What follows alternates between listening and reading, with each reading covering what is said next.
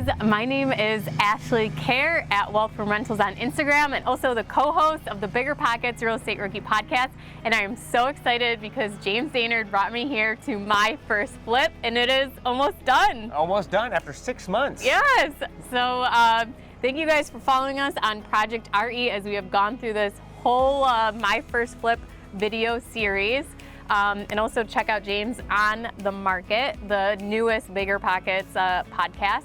And today we are going to go through and do the punch list, see the property all remodeled, and check out the staging.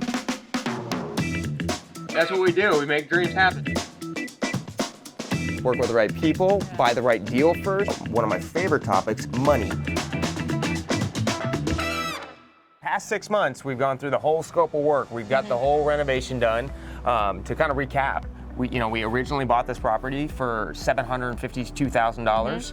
We anticipated spending $110,000 in the renovation, and we were targeting an exit price of $1,050,000. So during the time of the construction, we had a little bit of overages. We're going to talk about that. We're running about, right now we're about $15,000 to $20,000 over budget. Some of it was upgrades to raise the price, and some of it was just inflation in general. So we're going to talk about those things, and we are going to be listing this property in less than a day. But it is the last minute scramble. So we're walking through to make sure that it is totally punched out and dialed in because we want that next potential buyer to fall in love, not nitpick the house. The first thing that you want to do before you list your property is get your blue tape. So that's your own blue tape. And what we're going to be doing is going and marking deficiencies in the property. Because again, we want to make sure that this property is totally dialed in. Here we are. Oh my God, it looks so different. It's been from just the last time I was here. Yeah, and it's always about first impressions. Yeah. You come in, you see the art, you see the remodel. So before we had the whole wall right here where this kitchen was completely closed off, and it's amazing the difference of it being open. Yeah, and this is part of the reason that we did go over budget a little bit, because when we talked about value engineering and playing into things. And we were gonna keep this post in here because it saved us roughly $3,000. Right. So we have a $3,000 change order because what our initial goal was to tie this cabinet in so it felt very seamless in there. But when we were all done with that finished product, it just looked terrible. Yeah. I think I sent you a photo of it. Yeah. As we kind of go through it, but you can see everything just feels a lot better. Remember, also prior, we had no natural light. Right. Oh yeah, there's just plug-in for lamps, right? Yeah, it was just plug-in for lamps. It felt dark and dingy. We had the section wall. So now when you walk in, we got the natural light flowing all the way through. It gives it a great first impression for the house. And we have lots of different light. We did to offset some of the costs, again, change in scope of work. We originally had budgeted $1,500 for tile in here. Oh yeah, that's right, to change that over, yeah. But with inflation recently and the labor shortages, tile installing in the last 90 days almost doubled in our local market. And as we were looking at the comparables, like we've looked at in the past, they weren't all the way done, so we felt like we could leave this. We still are gonna acid wash this though, one last coat, just because we don't want it to feel kind of dark and dingy. Ooh, look at all this stuff. Weird bubbling going on in here. So, and that's a lack of prep and paint. And so as we're blue taping though, we wanna really make sure that for us, or for me as a remodeler, I never want my house to feel like a rushed flip. Right. Paint work is just paint work. It's not a different, I mean, hiring a good painter is a big deal, but the more flaws you have, it makes it look like we don't care. Yeah. And then when you don't care, through it. They're not gonna care about your house. Another thing that we always do in our projects is we do two different things before we sell them. The first thing we do is we always have a pre-inspection done prior to listing. Okay. Some investors don't want to know the flaws of the house, because it's a Form 17 liability thing. For me, as a flipper that does this a lot, I want to give the best finished product there is. And if I miss something that costs me money, then that's just what I need to do as a remodeler. So we've had this, this cost us roughly $500 for the inspection report, and he has given us a detailed punch list for our contractors on what needs to be done for recommended and safety hazard issues. Okay. All safety hazard issues should be taken care of, right? So if it talks about rot on the ledger board, that's gonna need to be cut out. This may cause us a delay on list, but it's more important to me to make sure that we're putting out the right product. Right. I also highly advise, some people will go out and they'll say, well, we have this report, we're gonna tell them what we're doing. But I don't want the buyers to see that. It's like if you got, you know, I know you just bought a new car. Like, imagine if you got in your car and it was filthy before you did your test drive. But they said it was going to be detailed. It just doesn't make you feel well. So always get a pre-inspection report. I always tell any potential buyer and broker, hey, we had this pre-inspected, but they should do their own inspection. We'll let them know if it's aggressive and they can do their own pre-inspection.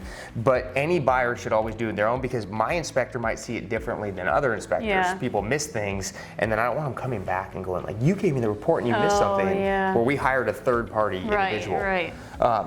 In addition to the other thing we do, as we're walking around this house, I always have my camera with me, and I use this app called Punch Lists on the App Store. There's hundreds of different types of apps that you can use on there, but what it does is it allows us to make our own internal report from our team, where we can go through and document photos and make notes for the contractor. So it just coincides with the blue taping. It coincides with the blue taping. But also, so if you're going through and blue taping the house, someone could just take that blue tape off and you could completely forget that you actually blue taped that. And that happens all the time. I've walked in houses, I'm like, I blue taped this whole thing, and they just yanked it off because they're like, well, I thought it looked fine. So what we do is we give a clear scope of work and instructions is really important for your construction team. In addition to, then we can go through, and my project manager can also check their pictures so he doesn't forget, and everybody is on the same page. So as we go through things, you know, the house feels good, but there are definitely some finish work that needs to be done. For example, no one's tested this dishwasher. I already know that. Oh yeah, because everything's still in there. Everything's still in there. So I always check these things because that's a huge inspection item that happens all the time. Well, don't you think your pre-inspection, that should have been done on there? It totally should have been done. Yeah, and he might have listed that not operational at the time. But we can see, like maybe it wasn't connected or something? Yeah, so I'm gonna have this on my project manager, get this stuff out and clean it out. In addition to, I always check water pressure. Look what's happening. That is hot water's not working. So they might not have fired the hot water tank on yet. Because as they're scrambling, they just might not do it all. That's a problem. And then again, it looks bad for, and then I'm also looking for my garbage disposal.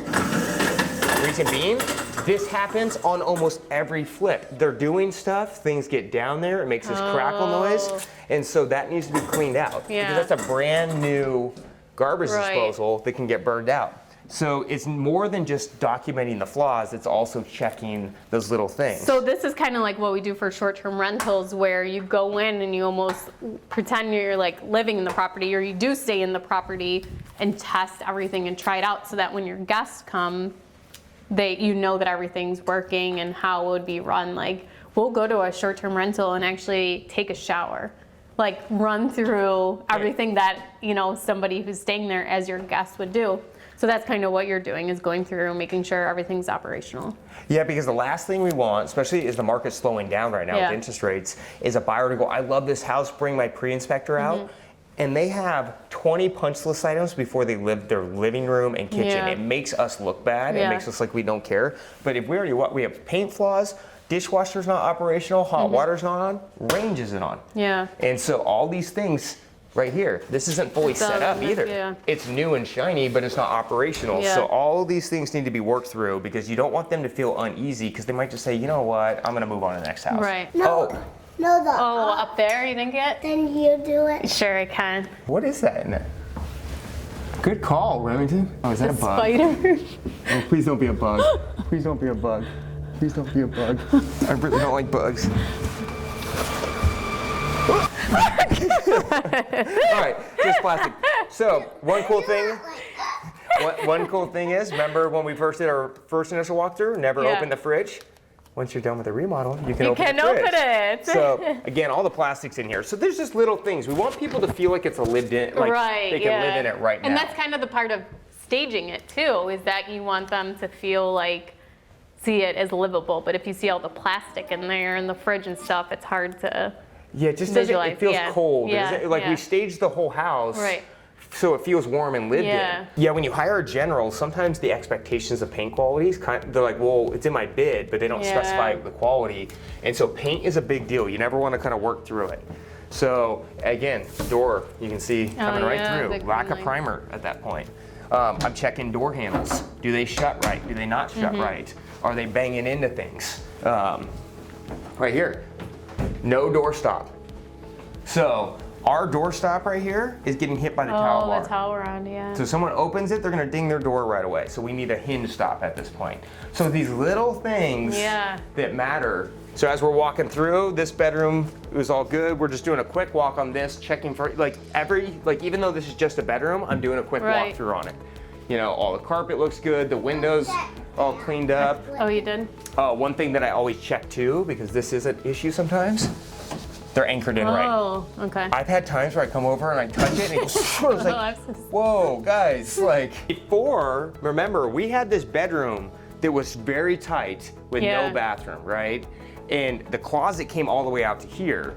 And so we had a 10 by 12 tight bedroom. And then what we do know is kitchens and master bedrooms sell homes. Yeah. And so as we kept watching the comps climb, we changed the whole game plan, which was to go for the higher price. Yeah. But we needed that big bathroom at that point. Because this was another bedroom in this corner here. Something that I probably want to think about for marketing too, like some people are cool being in the nude in front of their neighbors, some people are not. And we did not want to do a frosted glass here because it would have affected the schematic of the house. Oh, yeah. And so what we'll probably do is we're not blinding the whole house, but we might throw a blind in here at this point. This is something I've seen a lot of errors in, or I've made these errors myself, is you're like, I want this style tile, I want this here, and you see this vision. But tying these little details in is what people don't realize it, but it gives them a warm and fuzzy feel. So what Megan did, and she did an awesome job at doing this, we went with octagon on the tile. Oh, yeah. Then we tied it in the mud pan with the same print, so it's not busy, busy, busy. Right. The curbs made out of the same as this. So we're keeping our materials very cohesive and consistent.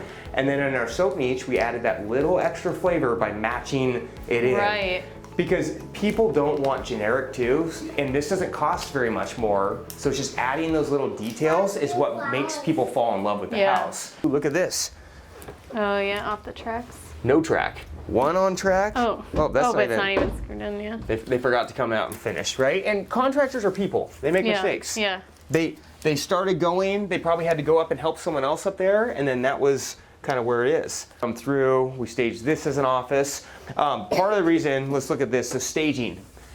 Staging, we like to stage the main spaces. So the in-suite, the upstairs bedroom, the living, the dining, probably the basement over there, but we don't stage every bedroom because they're squares. It also saves money because it's like $300 to $400 per room sometimes. Right, yeah. And so that's how we were able to get our staging bill for, as you saw, it was $3,000 for 60 days fixed. So it's a pretty good price. Yeah. And so it's about communicating with your stagers and going, what do they need to do, what not need to do, because at the end of the day, that comes out of your pocket. Right.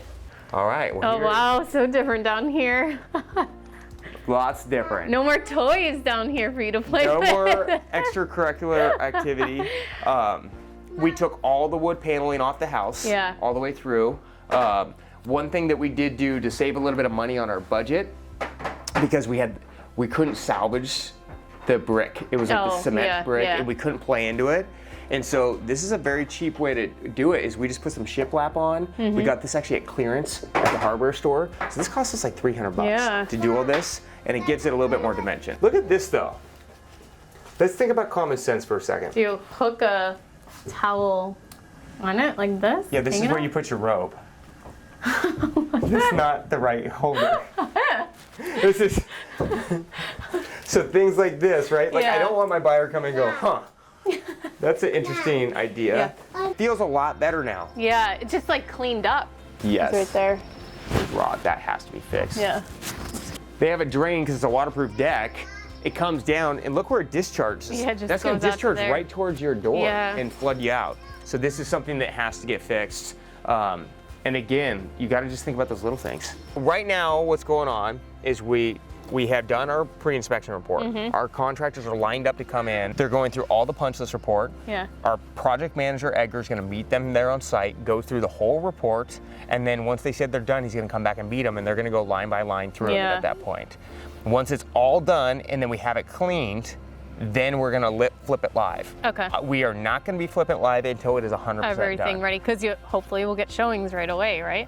Well, and that's your first impression. Yeah. Is your first weekend is your real buyers, right? They're the ones urgently looking. So if you roll it out the wrong way, you're gonna ruin your first impression, and there goes your good buyer pool. I gotta know, what do you think?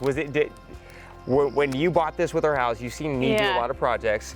Is this what you were expecting the finished product was going to be? It was very hard for me to visualize, especially with changing the floor plan around. Yep. Like, it was hard for me to see that, but then once I came and saw it, but I love, and yeah, your flips I love, but it's Megan's design that I actually really love. Megan is the secret sauce. Yeah. So what we're gonna do now is we're gonna go back to the office. We're gonna look at the comparables, see what's going on with the market. As we know, rates have been rising. So we're gonna check to see what's selling, what's not selling, what the activity is. We're gonna go through those comps, look at the details, see if our house is better or worse. See what that end result of cash on cash return is. What's the projection? We still gotta sell it. But luckily, right, yeah. Luckily we're good at selling them. So, Thank you guys for watching. I'm Ashley at Welcome Rentals, and he is James at JDane Flips on Instagram, and this is Remington James, our project manager. Make sure you guys check out our BiggerPockets podcast at The Real Estate Rookie and also On the Market. And you guys, thank you for tuning in to my first flip on ProjectRE. If you like this video or you want to see what happens next and we'll resell it, make sure you like and subscribe and tune in for the next show. Thank you guys, and we'll see you next time.